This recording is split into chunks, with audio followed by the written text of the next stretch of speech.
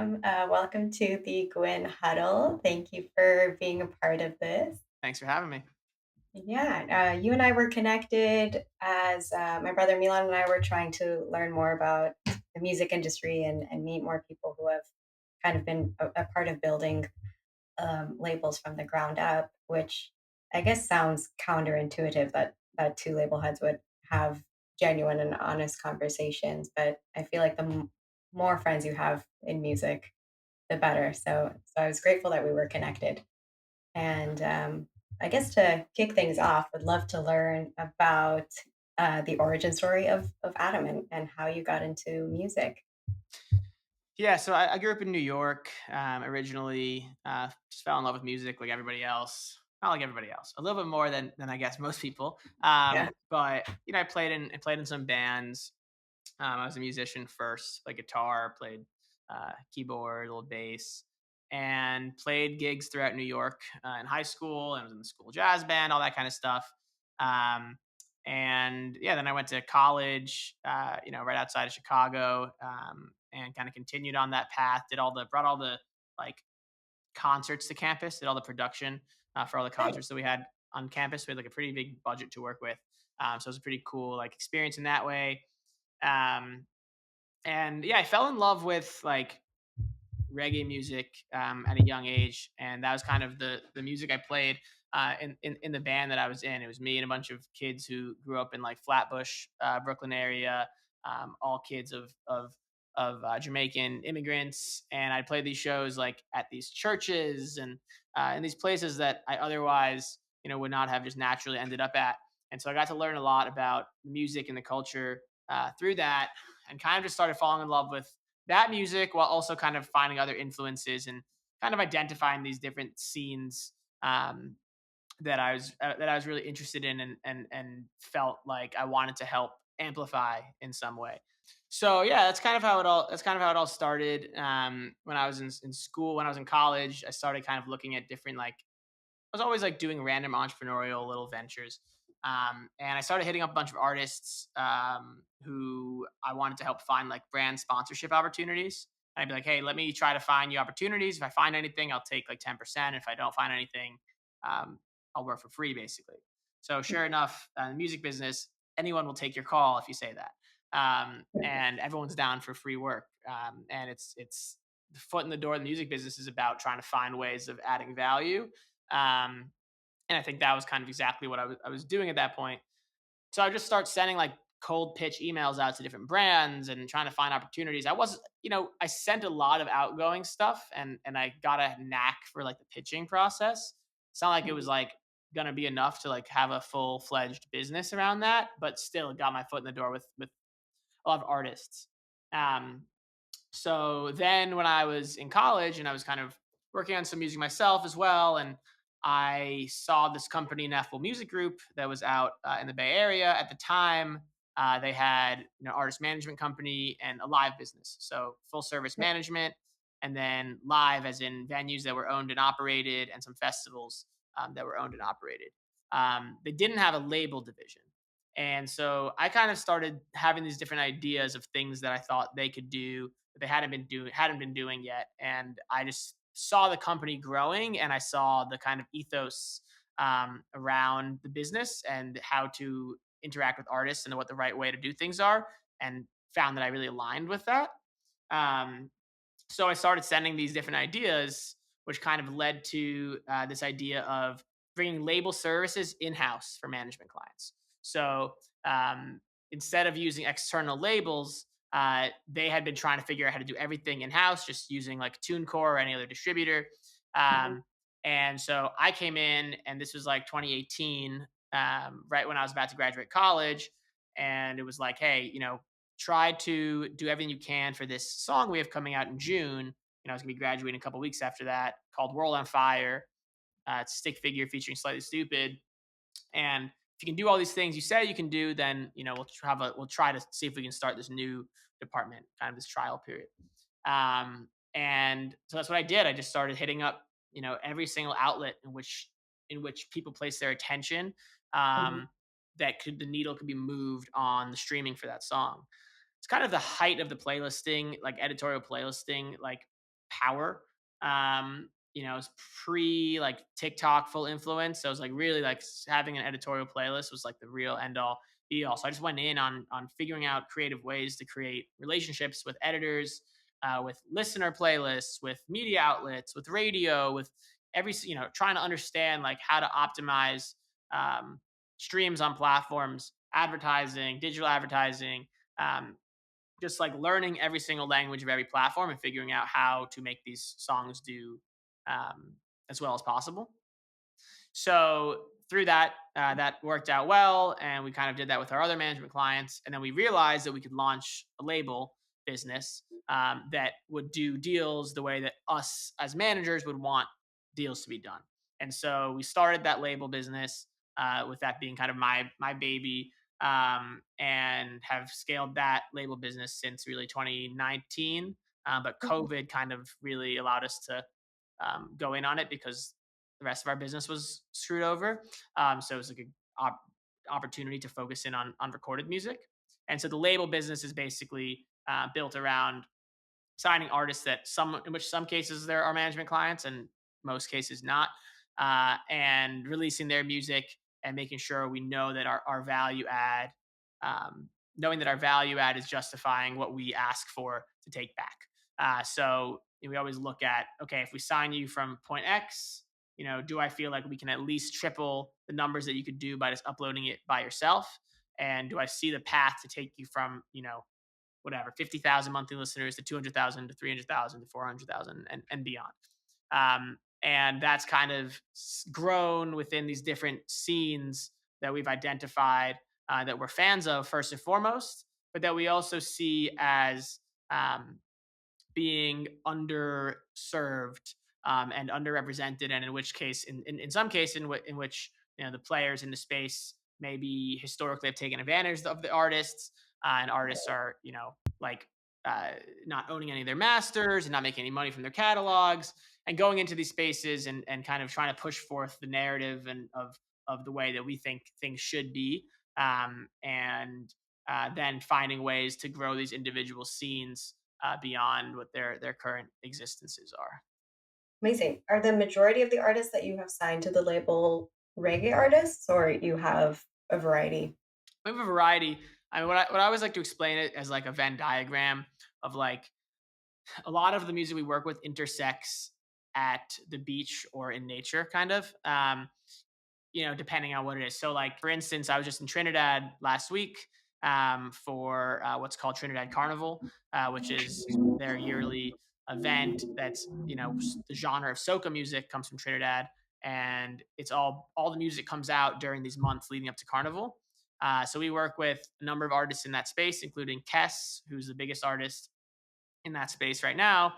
And that genre of soca music, essentially, once you've become the biggest artist in a space, all you can do is bring people from other spaces into it. So if you're creating a hybrid sound that's appealing to your core, but also can bring other people in, then that's why music is listening is more based around vibe and mood than it is genre. So that's like soca music, but you see how it can fit into the Venn diagram. But you can see how that can fit. But you can see how that can fit into the Venn diagram of the stuff we work in, right? Whereas like we also work with some stuff that is more so like you would hear on like Sirius XM, like No Shoes Radio, like Kenny Chesney's channel, and stuff that's more like influenced by Jack Johnson and Milky Chance, and stuff that's influenced by Sublime, such as a stick figure. So it's all sorts of different genres and scenes. Um, Reggae might be the quote unquote bread and butter, but we kind of view people as listening more based around mood and vibe than genre, and we're always trying to find these different scenes and find ways of bringing them together in ways that people don't usually think of these different scenes being part of the same equation. Nice, love that. And when you were, I guess, starting off and doing a lot of those cold outreaches for editorial playlisting and all, did you feel that people were friendly in responding and reciprocating the help, or how did that kind of go? Um, Look, if your job is being like an editor at like a platform, like you're getting so many incoming emails, like it's insane. Like it's really not only are people getting incoming emails, they're getting DMs, they're getting messages, they're getting probably like letters, like literally like it's a crazy. job to be in. So people don't usually just respond to like a cold pitch. Yeah. People don't usually respond to a cold pitch email in that way. So you have to get creative in how you build those relationships. In many ways, it's what's the in that situation. So for sure, we've had relationships build because we're working with an artist that a certain editor or person at some platform might have familiarity with, and that builds a relationship that can then trickle down and help other clients who they might not be familiar with. So it's all about like what that in is, and like literally from a pitching standpoint, like what is in your subject line and in your first few sentences of your email, and then what is the amount of time that you should wait before following up. You wait to see what the right amount of time is to follow up, and I like to say stay on like the persistent side of annoying, right? Like you want to be following up enough that someone's like, all right, this person's passionate, but not so much that they're like annoyed by you and never want to respond to you again. So that's always, and then there's always champions of like certain different subgenres and scenes and spaces who are like want to really support the music, but no one's even been pitching it to them, and you identify those people as well. And I think it's all just about consistency. We've Mhm. always focused on having enough volume that we're working with, that we're in the mix with people every week in order to build those relationships, and them to know that they're going to get stuff from us in a very professional way, the same time every week with all the information they need, but not too much volume that we're leaving anybody by the wayside, and clients don't feel like they're being taken care of. Right. Okay, great. Good advice. Thank you. And so I guess personally, when Milan and I were founding Gwyn and we started specifically in hip hop and R&B, one of the big learning lessons for us was not only just building a good team, but also developing a good reputation in the culture and community that we're working in and representing. From your experience, what has it been breaking into, I guess, not only reggae, but um, I guess that scene that you kind of described earlier? Yeah, I mean that's the thing is again the spaces we work in are pretty global, and there's all different. Obviously like there's, as I said, I was just in Trinidad, and I'll be in Jamaica next week, and I'm going to Mhm. a festival in Long Beach called Cali Vibes that we have like 14 clients playing. That's way more built around this like Cali surf reggae kind of like culture. So Mhm.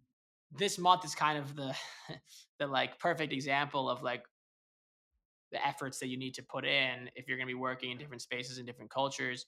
Um, you have to be on the ground. You have to be experiencing like these cultures. Like you can't just be pushing the music of Carnival and Trinidad and not actually ever go to Trinidad and Mhm. see like the fact that this music is just being played everywhere you go, or work with artists from Jamaica and not see the way that that music moves within that culture, going out to like these street dance hall parties till 4 in the morning, where like that's where the songs are bubbling up. You can't just go. I've never seen a beach in Jamaica or Trinidad before. It's just like Mhm. there's no time for that. Yeah. Or going to this festival, Cali Vibes, this weekend. You see what's being responded well to, because ultimately with any of these spaces and scenes and cultures, the people decide what they want, and then you as the artist and as the label are going to kind of amplify what the people want. It's people seem to like oftentimes like a lot of songs that pop off are completely done in a way that nobody expected which one did, and it's once the market has decided that that's the song, that's when you know that you really should be doubling down on that song. And the only way to know if that's happening is if that first ring of people that song is going to are really really um really like going in on that song, right? I think that when you have spaces with like high percentage of super fans, it's Mhm. always important to be creating music that first ring of people that you're surrounded by are going to really be into, in order for it to reach beyond that first ring, right? I think a problem that a lot of artists have who are from different scenes, different niches or whatnot, is they might try to go, they see themselves as being like a pop artist, and they think, okay, so I'm just going to go and start making all this pop music. But in reality, the best way for them to get into that market is to make the best version of the music that your initial core wants. That's going Mhm. to be their favorite song because they are your biggest amplifiers, and that maybe has enough of a hybrid feel that it appeals to others as well. And otherwise, if you're just going all the way straight pop with it, you're kind of hoping to win the lottery versus actually having like the ability to make sure you're bringing people into the fold and building sustained growth. Um, so yeah, I think it's especially when you're working in cultures and communities that you are not part of, like it is important that you're actually understanding where this music comes from, why it comes from where it comes from, what its influence has been on the world, and how can you go in and help and not just go in there and take advantage of people. Um, I think people appreciate when they see authenticity, um, and people who kind of just say what's on their mind in a lot of these places. Um, Right. so that's always been something I've kind of leaned into. Right. And do you, at Ineffable Records, do you feel that you guys do a lot of not only I guess artist development, but like helping I guess give your opinion even on the music and helping develop the music itself? Or is that really, I guess, for you guys in the hands of the artist? It's a bit. It depends on who the client is. I mean, there are some clients who, like, from an A&R perspective, like they're going to do everything and handle the production and the mixing and everything. And then there are some cases where we might work from 40 demos and narrow it down to our favorite 8 and then think about who could Mhm. come in and produce these songs and what features work. I think a big value add that we have is that A&R ability and being able to combine the data with the kind of intrinsic uh, ear and like just like creative element of it. Having a musical Mhm. background, I think, helps with that. um, I think that what we have a really good ability to do is have these different scenes we work in, so we're able to kind of grow within the spaces via collaborations with artists who are bigger than, in many cases, the initial artist on the record, to kind of tap in their audiences and grow. So I think thinking through feature opportunities based around what song would appeal to that person's audience, um, and doing things like that has been a big part of what's allowed our artists to grow. In addition to finding opportunities for artists from completely different worlds to kind of collaborate on songs together. And one thing, we had a project that we put out last year that was Grammy nominated this year by Kali Buds. And the idea for that project, which is called Cali Roots Rhythm, was essentially something that's been a part of like Jamaican and reggae and dancehall culture for a long time, is something called a rhythm, where a producer makes an instrumental, Mhm. otherwise a rhythm, and then all these different artists do their own song over that same instrumental. So a lot of the most popular songs are actually over the same instrumental. So like Sean Paul's initial big hits, like Get Busy, that's over a Mhm. rhythm called the Diwali rhythm that was relevant within the culture in order for that song to kind of have that bass and then eventually be able to break beyond that. Interesting. So we wanted to bring back that. It's never gone away, but we wanted to introduce that rhythm culture to a new group of people. So we tapped into this kind of Cali reggae market via the festival Cali Roots, and introduced this rhythm culture to this new space, and essentially had this idea of bringing artists in from around the world, um, all promoted by the festival, by Ineffable, and by Collie Buds. And then rolling out that project so that all of a sudden you have 20 plus artists all promoting each other's music together all around the world, and fans who otherwise wouldn't know each other's music but who you would think would be into that production style and that vibe are all learning about new artists from a global compilation that's coming together. So we did that in 2020, we did that in 2021, and then we did another version in 2023. And it was cool to see, this one was the first rhythm project to ever get a Grammy nomination, and that led to Rolling Stone doing a whole article about kind of the most relevant, rhythms throughout history. So that was kind of the goal, was to pay homage to that culture while finding opportunities for these different artists to come together through unity to promote each other's music. And so that kind of the fact that that led to things like that, where it brought attention to rhythms, was kind of great to see. Wow. Well, congrats on that and on the Grammy nomination, but also, I guess, for starting kind of that movement.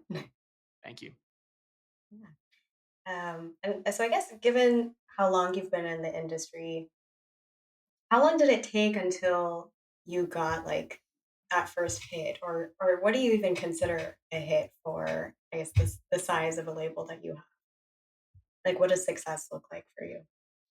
Yeah, it's a good question. I like to think about it like this. Like, I think that any artist shouldn't be hit reliant. in order to build their fan base, and should be taking, I like to say, taking the steps to do the fundamentals to guarantee growth while taking those home run swings for those big opportunities. It's Right. like you need to refine your fundamentals and make sure every time you're putting something out, you're doing everything you can to go from 1,000 fans to even 1,001 fans. Yeah. And if you do all those fundamentals and you're improving your music and you're improving your production and you're getting the right features and all these things, you can kind of guarantee that growth. Um, so the odds of having a hit increase as you are doing those things because now your base is bigger, right? If you're doing all those fundamentals, it's going to grow your fan base. Then when you do have that song that to some extent, you don't know which one it's going to be, there's some luck involved potentially, then your odds are much higher because you have a larger base. So I always like to say, it's about having those shots on goal. It's about, if you're going to roll out an album, having as many singles as possible. It's about continuing to monitor what's moving.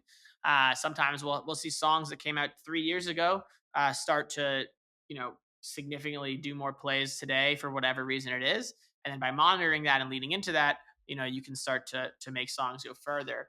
In terms of what is a hit, it's an interesting question. Because it's kind of like this, the age old line of a hit is a hit, right? Like people always hear a song and they're like, that's a hit.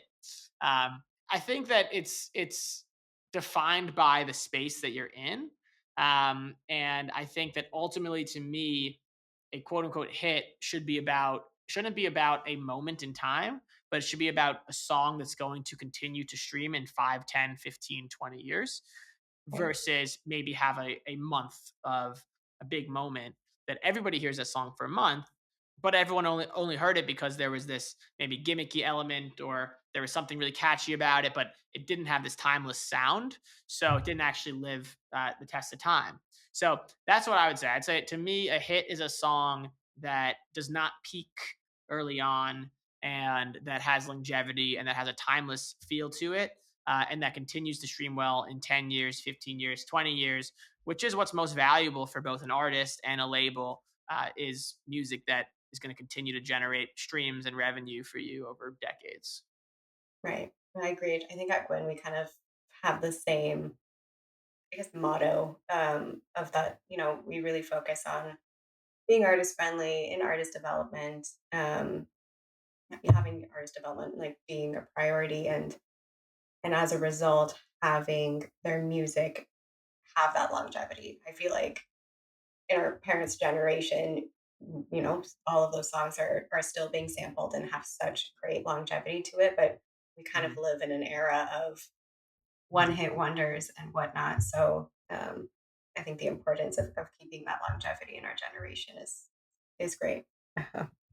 Yeah, But no, no, so yeah, I think it's a lot of it's like about having a space for the music to live in, right? Like it's like artist development, which is something we focus on a lot. We sign a lot of artists who are smaller and see them grow stages, and building relationships with our entire family of artists, who want to help each other out and who view each other as all growing together, and that being able to create touring opportunities and that being able to create touring opportunities where this artist has gone from stage A to stage B to C, and now this new artist that I've been able to introduce to this client or that client is able to go and get on that tour, and then kind of bring those fans in, bring them through collaborations, and then it kind of continues to repeat over time.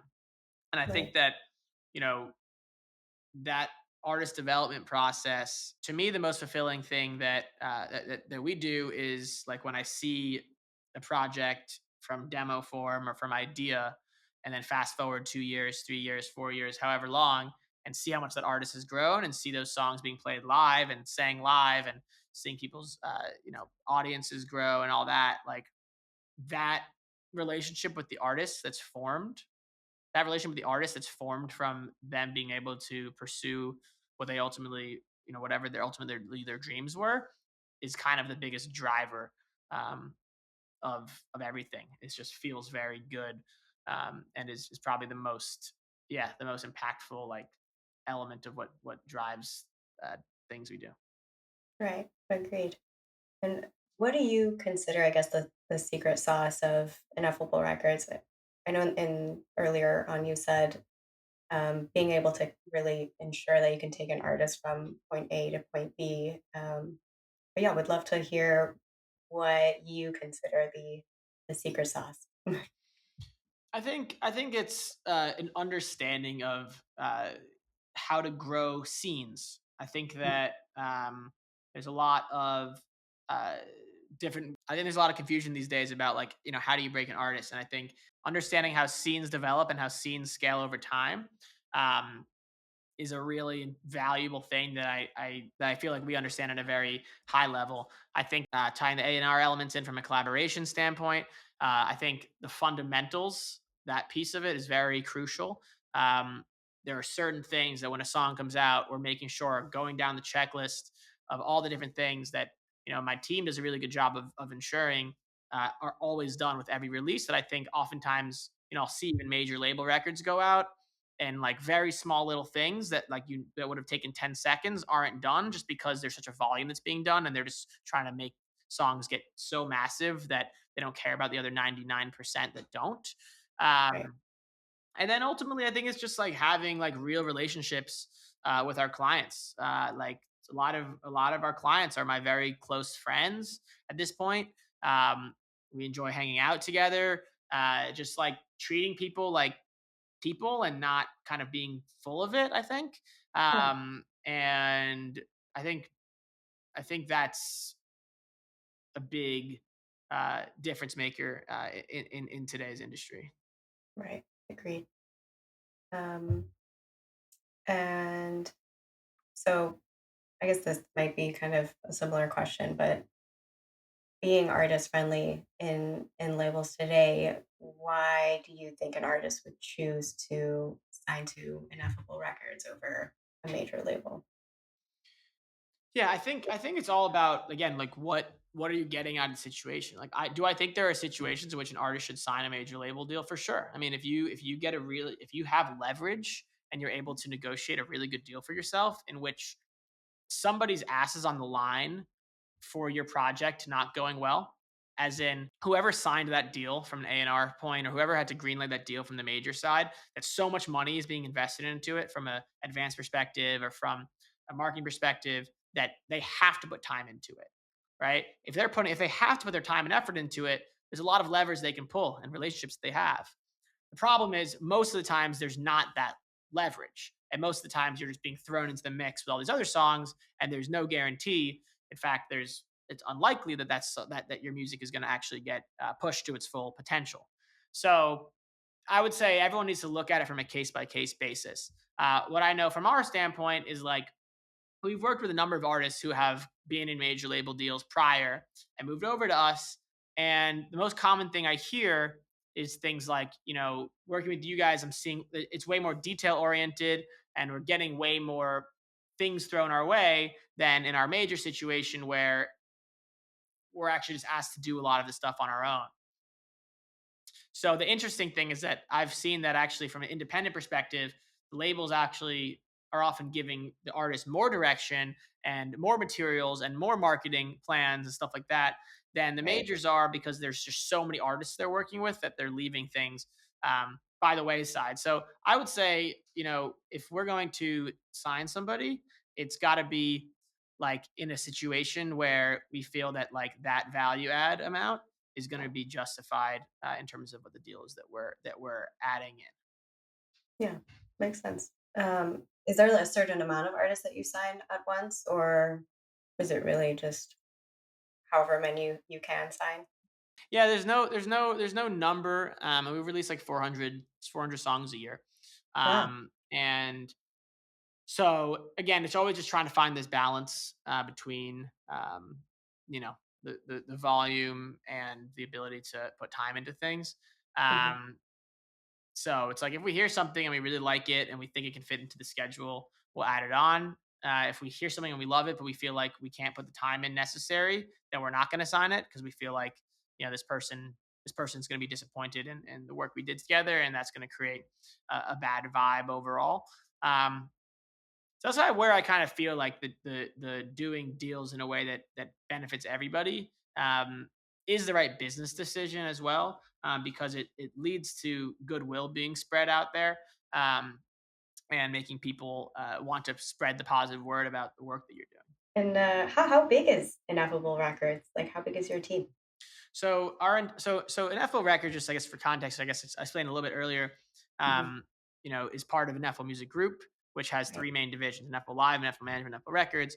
I oversee our label division, and my business partners oversee some of the other parts. But our label division is also doing the management clients, a lot of our management clients releases as well. So the overall team across the whole company is almost 30 people. The team that's full time, 100% doing Ineffable Records stuff is 4 people. But then there's a lot of other members of the team who are doing part time stuff within the label, as well as people that are contracted or on retainer for certain things as well. Cool. Nice. And I guess if you started in 2018, kind of almost finished with college, how have you seen the industry evolve since then? Especially, running a modern record label.